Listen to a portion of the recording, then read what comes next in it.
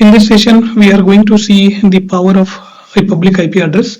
So now you all know that we access Facebook, Google, or websites of our organization, right? Employee portals, HR portals, or any other social media site. And the moment you open facebook.com, you are able to see that facebook.com accessible in your browser. So now to simulate that environment, what we did is now we have a public IP on the test lab environment, and will you make a use of that public IP to host a website on this particular computer. Now to do that, let me quickly make use of the virtual machine on my Oracle VirtualBox. So if you have not completed my virtualization using Oracle VirtualBox and essentials of Linux system administration course, you complete that so that you understand what is actually going on here on these on this Linux platform. So as this is a session for networking, our focus will be more on the networking part. So I have a VM in my environment. This is the Oracle VirtualBox. As you can see, it is the same virtual environment I am using. I have a CentOS virtual machine installed on the Oracle VirtualBox. Now I have connected to that VM. I'll just check the IP address using IPADDR command, and the IP address assigned to this VM is 192.168.1.152. So now I have connected to that VM using a PuTTY terminal. So this is PuTTY. So if I run the command IPADDR, you can see that it is the same virtual machine which I am connected with. So now first step is to prepare this server for web service. So Apache is one of the well-known web services running on CentOS. So to install that, the daemon name is httpd. So I am going to install yum install httpd star. I'll hit enter. So now it's downloading the packages from the cloud, and I'll simply give yes, and it is now getting installed. Now once this package is installed, let us check the status. Command is systemctl status httpd. Now the service is currently inactive. Let me start that service. To start the service, I'll give a command start.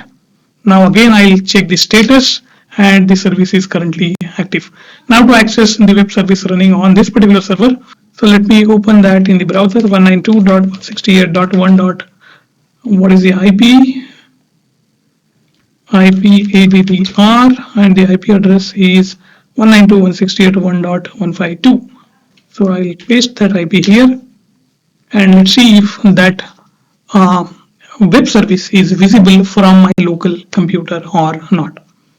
So it's taking some time. It means some of the services are not allowing the client to connect to this particular website. Yes, so looks firewall ports are not allowing. Let me quickly check the firewall ports. IP tables capital L. So looks I need to open the port. So let me open that. Firewall cmd add service equals to http, and I will also enable https. So now both the commands worked fine. Echo $? Answer is 0. It means there was no error executing the commands. Let's go back and run and now I can see that the web service on the Apache web service is running fine on my virtual machine. Now if I want to test for the web service using some test page, let me go to cd/var www.html. I'll create a page vi dj.html. I'll insert. Okay, I already have the information. Hi, this is Dhananjay. Welcome to dhananjayan.com. So friends, with this I have created a test page. I'll restart the httpd service. systemctl restart httpd. Daemon has been restarted. Now let's go back and now put /dj.html and the page is visible. So now we have a running web service on this particular computer. We want to check how to enable this service online. Suppose I want to make this page accessible from internet and not from this computer, then we can do that using the netting on the uh, on the broadband router, because we have a public IP address. So let's go back to the broadband router. I'll zoom out.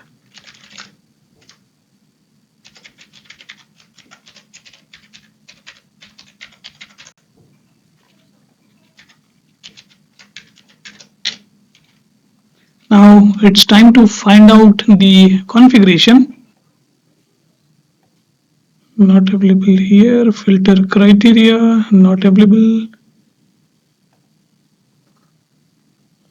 Port forwarding, yes. So we have the port forwarding option available here.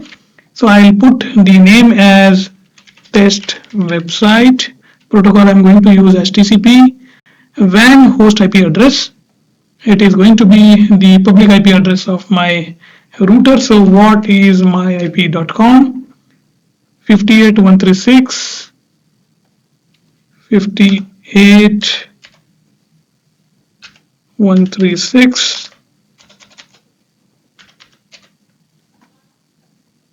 189 128.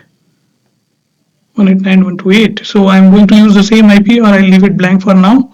LAN host, I'm going to use the LAN host IPADDR 192.168.1.152. Port I'm going to allow 80. LAN host port also 80. And I'll apply the configuration. Okay, so I'll put 80 here, 80 here as well, and then I'll apply. So look, the rule is configured.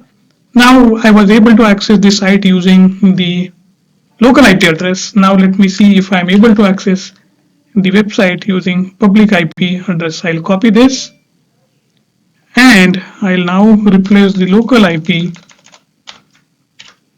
with this and hit enter. And now the website is visible using the public IP address of my WAN interface.